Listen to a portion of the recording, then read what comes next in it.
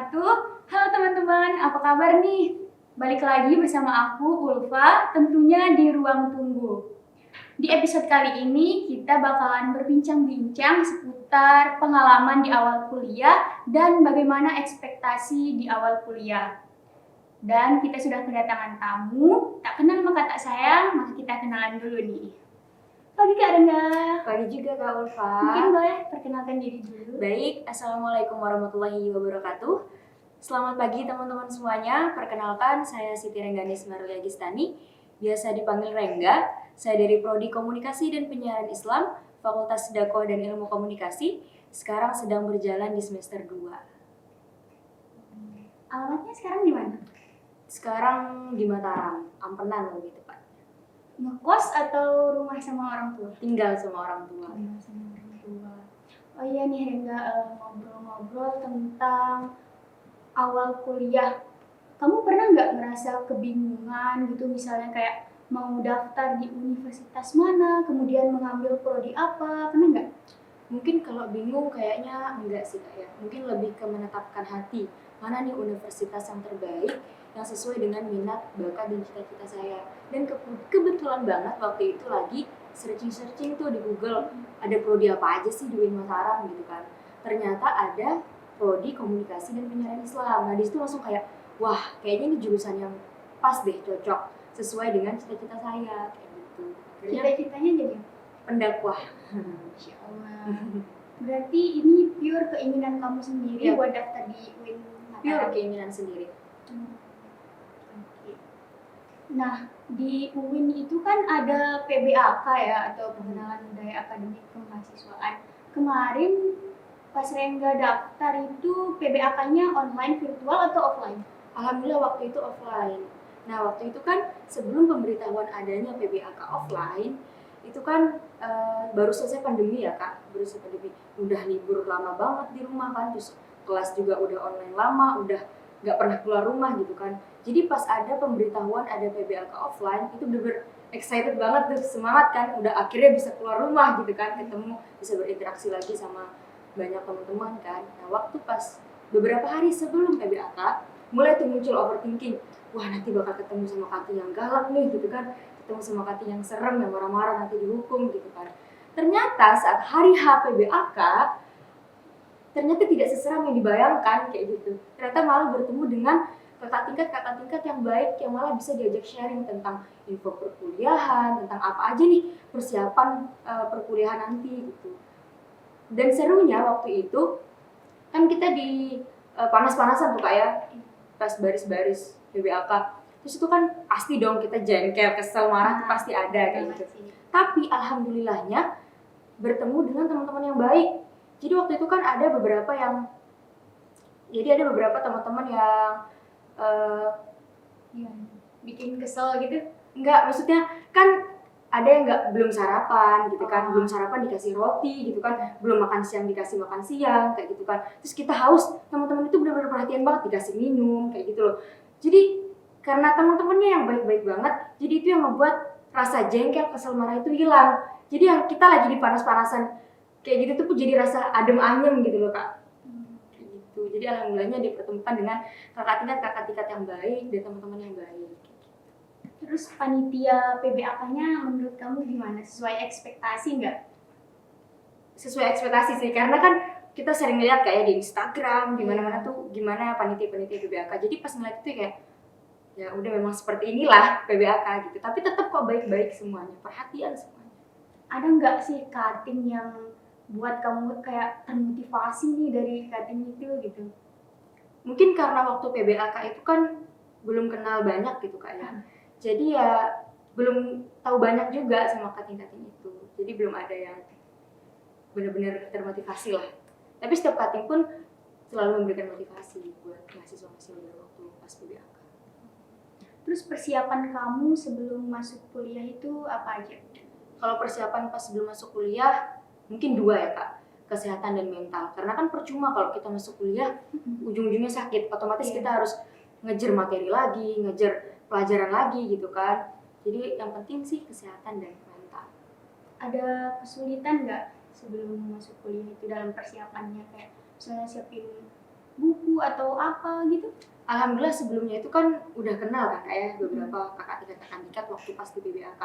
Jadi udah dulu nanya kakak tingkat itu sharing-sharing apa nih yang perlu dipersiapin buat masuk kuliah, info-info perkuliahan itu seperti apa. Jadi udah aman sih sebelum masuk kuliah.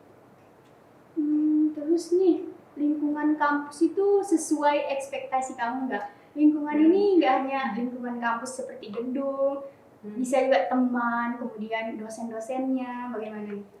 Tentu jelas beda Kak ya ekspektasi. Kalau orang yang sendiri ada 3 poin yang benar-benar berbeda saat dulu waktu SMA sama perkuliahan. 3 itu ada, yang pertama poin pertama itu mandiri, yang kedua itu kedewasaan, yang ketiga itu manajemen waktu. Yang dimana kemandirian ini, yang dulunya saat kita SMA kan kalau misalkan kita nggak ngerti mata pelajaran gitu ya, kita bisa langsung nanya ke guru gitu kan, bisa bimbel, bisa les kayak gitu kan. Tapi saat kita udah masuk ke dunia perkuliahan, saat sudah menjadi mahasiswa, di situ beda lagi dong. Kita diajarkan bagaimana caranya kita bisa menerima materi apa yang sudah dosen sampaikan gitu kan.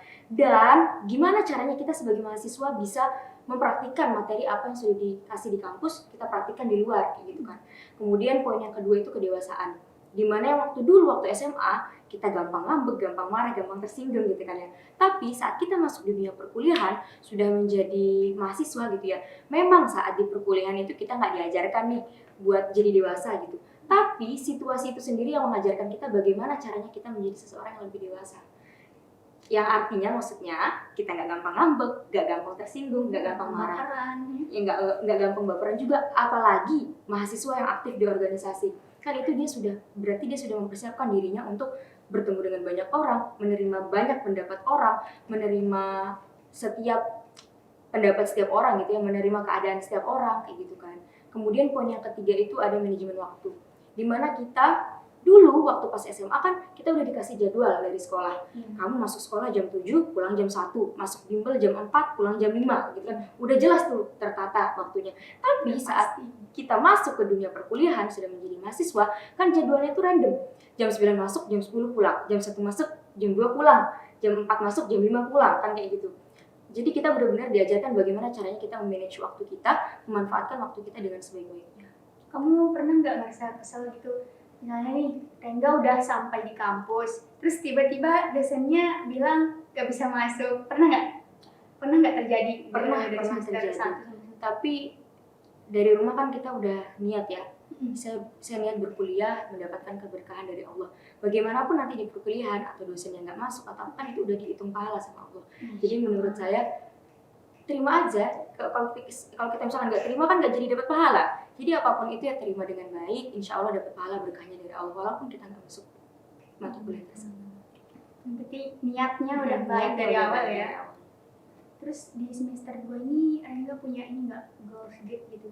Buat misalnya nih, IPK saya nih harus minimal 3,7 ke atas atau bahkan sampai 4. Kemudian harus ikut banyak UKM atau kegiatan gitu biar nggak jadi kupu-kupu, ada nggak? Sebenarnya kalau goals itu pasti ada, tapi goals yang paling benar-benar inti lah ya. Yang pertama itu pengennya lulusnya 3,5 tahun dengan nilai yang terbaik. Yang kedua pastinya membahagiakan kedua orang tua dengan apa yang Rengga punya, bukan yang orang lain punya. Kelebihan yang Rengga punya, itu sebenarnya 2 goals itu.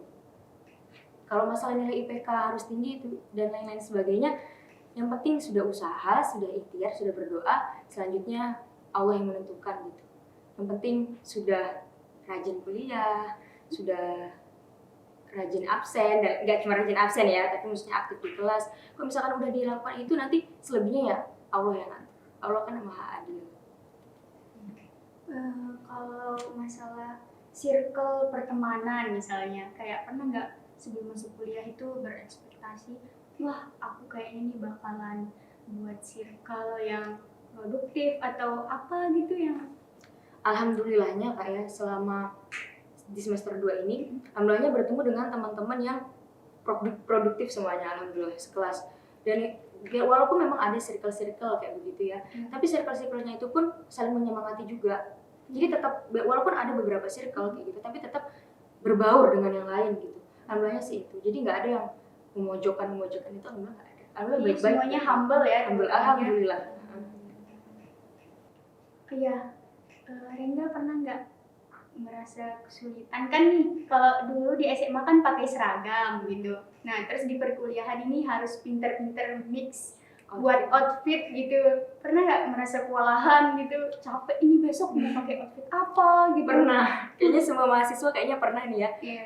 Ngerasa pakai outfit apa nih, sampai setiap selesai mandi nih kan, pilih baju tuh bisa sampai 10 menit 15 menit depan lemari buat pakai outfit apa ya. Kadang-kadang bingung juga kalau misalkan semua baju udah di laundry, Iya. terus bingung mau pakai outfit mana nih yang pas gitu. Pasti pernah ngerasain kebingungan milih outfit itu.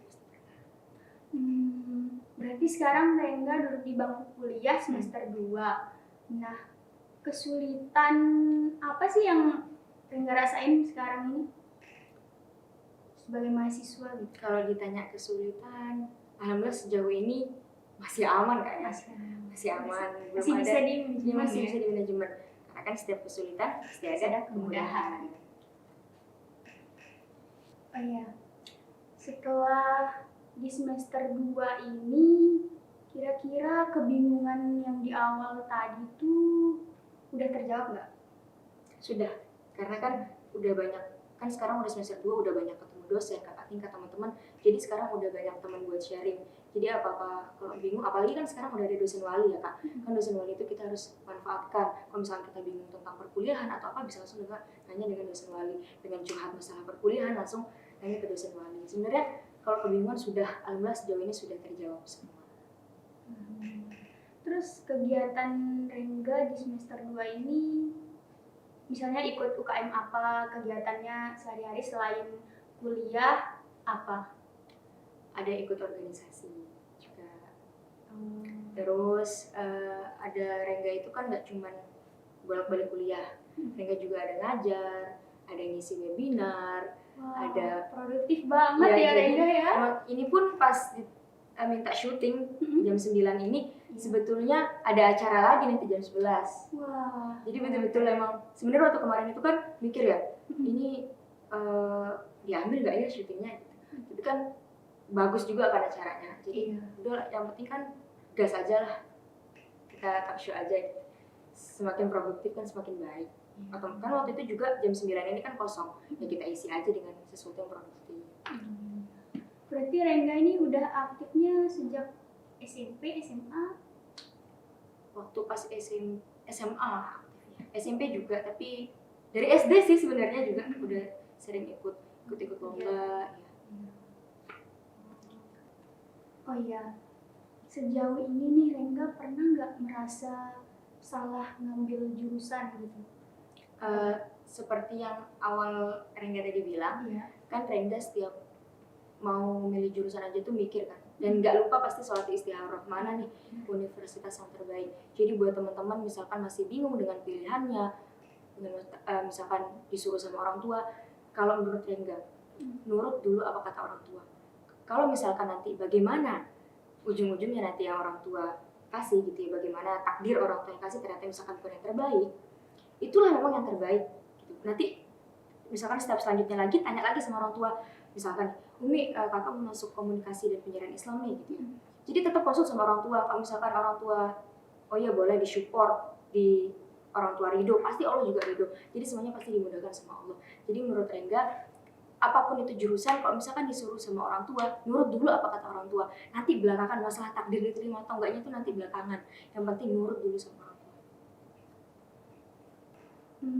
Terus kalau tentang tugas kuliah nih, kan biasanya ada tugas individu, ada tugas kelompok. Menurut Rengga itu ada nggak hal-hal yang bikin sulit gitu atau masih bisa di-manajemen? Alhamdulillah juga ya teman-teman, selama semester 2 ini masih bisa di manajemen lah ya, dari tugas kelompok. Alhamdulillah juga teman-temannya itu nggak ada yang susah. Biasanya kan orang-orang bilang susah, temannya ada yang pergi ke sini. Alhamdulillah teman-temannya Rengga semuanya produktif sih. Kalau misalkan diajak kerja kelompok, hari ini gas gitu. Jadi cepat selesai semuanya. Alhamdulillahnya itu sih. Kalau individu pun juga, alhamdulillah sejauh ini kan tugas-tugasnya nggak terlalu berat, jadi bisa diselesaikan. Nah, terus keseruan Rengga selama berkuliah ini gimana menurut Anda? Nah kan kalau misalkan di mahasiswa nih ya, kan kalau misalkan healing itu harus jalan-jalan, Iya. healing itu harus traveling, healing itu harus keluar lah pokoknya melihat alam gitu. Sebetulnya belajar pun bisa dijadiin buat healing. Kenapa Rengga bilang kayak begitu?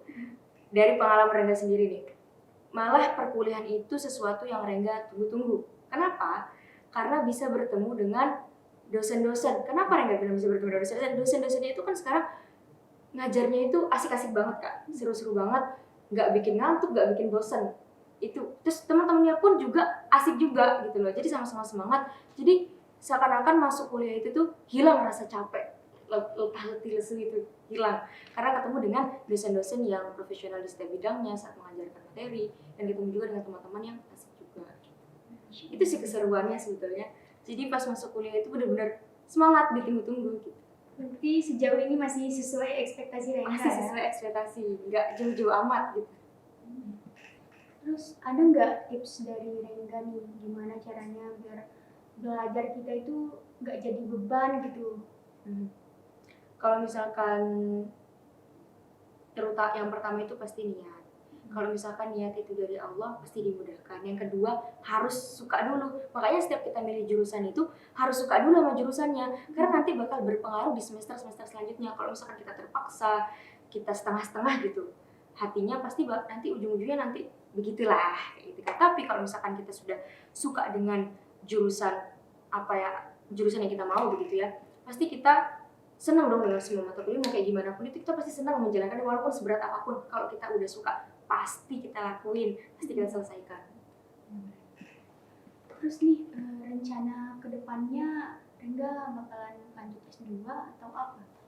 Kalau ditanya itu belum tahu ya.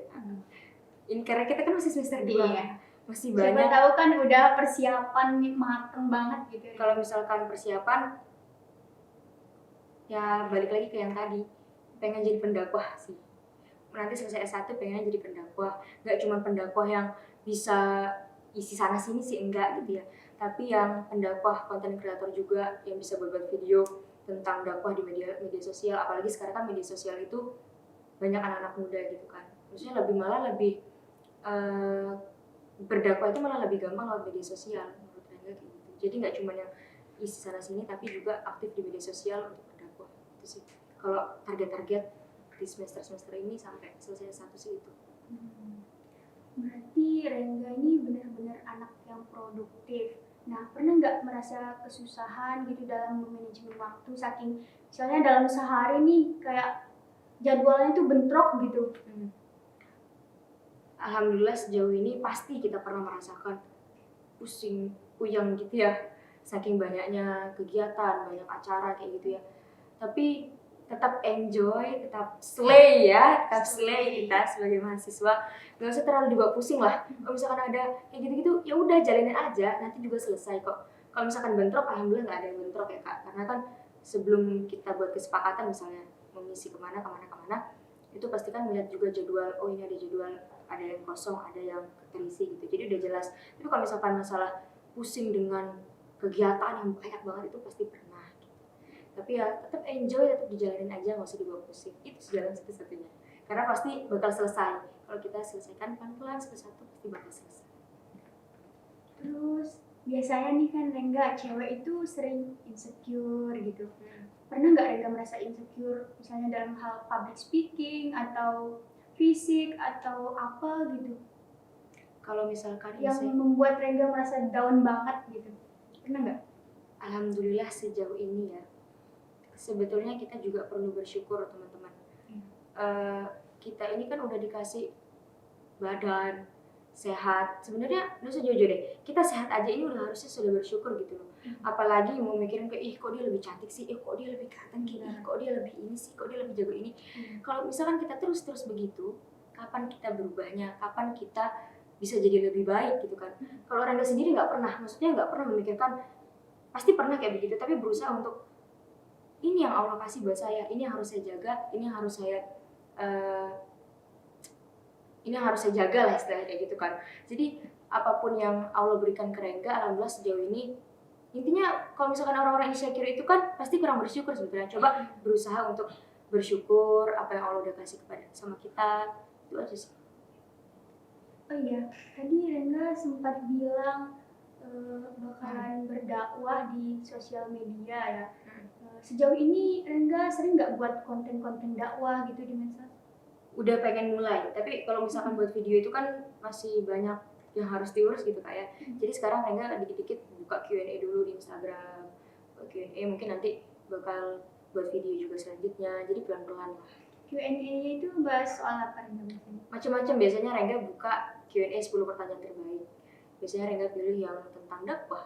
Kalau kepo bisa langsung melihat di sorotannya Rengga itu ada Q&A dakwah tentang Islam, tentang hijrah, tentang kalau misalkan ciri-ciri apa namanya, cara orang bersyukur itu bagaimana, pokoknya tentang dakwah Islam lah. Gak jauh-jauh dari itu sih pembahasannya kalau buka Q&A.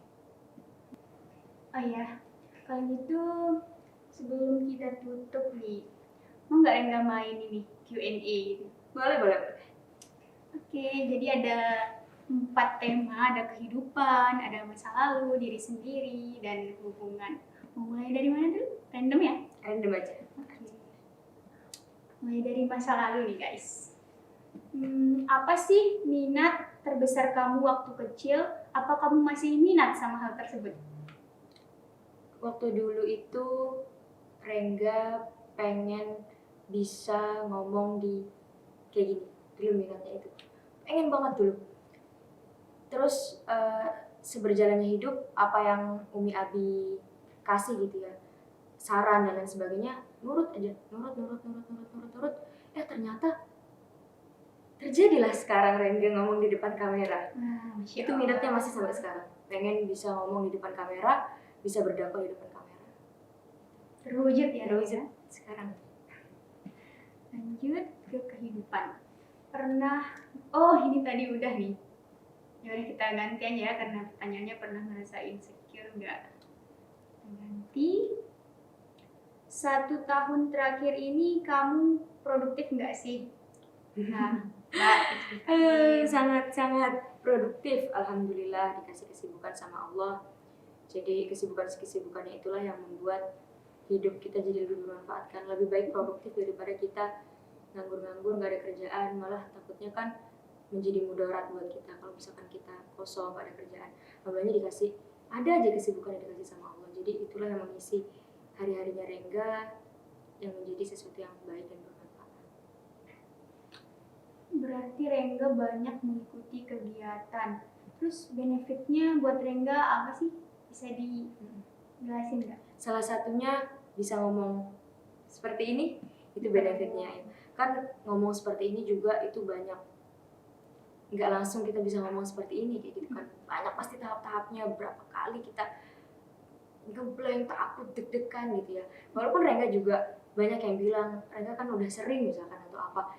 Tetap walaupun udah sering itu tetap saat kita mau udah on air lah bahasanya ya, tetap ada rasa deg-degan, rasa itu. Tapi tips-tips dari Rengga itu kalau misalkan ngerasa deg-degan, terus lagi kayak gini, banyak-banyak sholawat, terus banyak-banyak surah-surah Al-Quran itu pokoknya diamalin deh.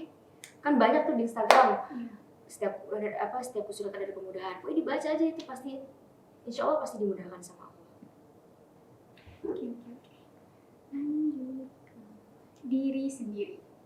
Apa sih prinsip hidup kamu yang gak akan pernah kamu ubah? Kalau prinsip hidup,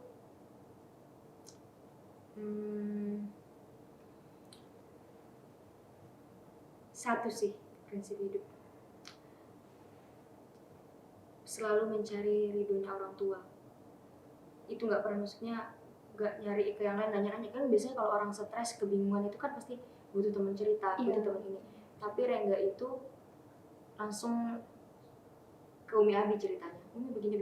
Jadi tanya dulu, mana yang terbaik nih, misalkan ada kebingungan gitu, mana yang terbaik buat kakak nih Umi Abi, misalkan dikasih yang begini. Tuh nurut apa yang orang tua kasih tahu gitu. Jadi ridho orang tua, ridho Allah. Semua prinsip hidup tuh itu sih. Kalau misalkan orang tua udah ridho, Allah pasti ridho, pasti dimudahin semua apa cita-cita kita, apa yang kita panjatkan gitu ya, pasti dimudahin sama Allah semua. Berarti Rengga sedekat itu ya sama orang tua. Apapun kegiatan, apapun hal yang terjadi, Rengga bakalan curhat ke orang tua. Ya betul, orang tua itu yang pertama. Karena yang tidak akan mengkhianati itu adalah orang tua. Masya Allah. Kita lanjut. Ke hubungan. Apakah kamu senang dengan orang-orang di sekitar kamu? Ceritain apa alasannya. Senang. Salah satunya juga senang dengan kakak yang ada di sini gitu ya. Bisa mengundang Rengga di talkshow ini gitu ya. Kenapa Rengga senang dengan teman-teman Rengga yang selama di UIN ya? Iya. Karena alhamdulillah teman-temannya juga baik-baik semua gitu ya. Sama yang tadi kayak Rengga bilang, perhatian, nggak cuma perhatian tentang udah makan atau bukan itu, tapi perhatian persaudaraannya. Benar-benar sedekat itu sama teman-temannya Rengga juga. Ya seperti itulah. Oh iya nih enggak. Namanya juga hidup ya, pasti ada aja gitu cibiran dari netizen gitu. Pernah nggak merasa kesal banget gitu, atau kamu balasnya itu dengan cara memotivasi mereka atau gimana tuh menurut Rengga? Sejauh ini pasti banyak dong, pasti banyak. Begini loh itu, apalagi cita-citanya pendakwah. Apa kamu udah dakwahi diri sendiri? Kan harusnya dakwahin diri sendiri dulu baru orang lain gitu kan. Tapi dengan semakin banyak gitu ya, semakin banyak netizen yang mencibir gitu ya, semakin semangat pula dong Rengga untuk mewujudkan cita-cita Rengga kayak gitu. Jadi ada kata-katanya Kak, jangan menginspirasi orang dengan kesempurnaanmu, tapi biarkan orang itu terinspirasi dengan bagaimana kamu menangani ketidaksempurnaanmu itu. Jadi kan setiap cita-cita itu pasti banyak lah cibiran kan, tapi bagaimana kita menjadikan cibiran-cibiran itu sebagai semangat buat kita, semangat supaya saya bisa kok lebih baik dari apa yang kamu bilang kayak gitu kan. Jadi semakin banyak yang seperti itu semakin semangat. Jadi bawa enjoy aja hidup ini. Nggak ada kok hidup, maksudnya hidup itu kan nggak ada yang lurus-lurus aja. Pasti ada cibiran, pasti ada dijelek-jelekin, pasti ada dijahatin. Udah nggak usah dibahas. Kalau ada orang-orang kayak begitu, udah biarin aja, jauhin. Nggak usah dia, maksudnya nggak usah, tetap berteman gitu. Tapi ya udah biarin aja, nggak usah dibawa serius gitu. Kalau mereka pasti ada yang iri kayak gitu pasti ada, tapi ya udah jalanin aja. Nanti masalah balasan dan lain-lain sebagainya itu udah dari Allah. Kita sebagai manusia itu jalanin aja apa yang baik kita jalanin, ambil yang baik, buang yang buruk gitu. Jadi udah jalanin aja hidup ini, enjoy. Mungkin itu aja sih dulu Rengga ya. Ada nggak kesan atau motivasi buat teman-teman di luar sana? Kalau kesan dan motivasi simpel-simpel aja ya. Iya. Hidup itu nggak usah dibawa serius teman-teman. Kita itu enjoy aja, dibawa nikmat aja hidup itu. Jadi pokoknya setiap ada kesulitan itu pasti ada kemudahan. Setiap ada cibiran dari orang nggak usah. Biasanya kan kalau mahasiswa itu berpikir susah nih gitu kan. Misalkan kita dikasih cibiran gitu kan, susah nih gimana nih caranya supaya kita malah fokus dengan apa kata-kata orang-orang itu gitu kan. Sebenarnya udah nggak usah dibawa serius, udah jalanin aja. Cita-cita kamu kan kamu yang punya, kamu yang mewujudkan cita-cita itu sendiri. Jadi tetap fokus dengan diri sendiri, tetap baik sama siapapun orang, mau orang itu jahat, baikin aja. Untuk balasan dan lain sebagainya itu udah Allah yang ngatur. Jadi tetap semangat buat teman-teman semuanya. Oke teman-teman, jadi itu dia tadi ngobrol seru kita bareng Rengga. Semoga bisa memotivasi ya buat teman-teman di luar sana yang masih merasa insecure atau merasa kesusahan dalam menjalankan perkuliahan. Terima kasih ya Rengga udah sempetin waktunya Dengan kesini. senang hati udah Kak Ulfa. berkenan jadi narasumber kita. Alhamdulillah, senang lah. So teman-teman, terima kasih banyak sudah menonton. Mungkin kalau ada saran di episode selanjutnya kita membahas apa, kalian bisa komen di bawah ya. Terima kasih. Wassalamualaikum warahmatullahi wabarakatuh. Dadah!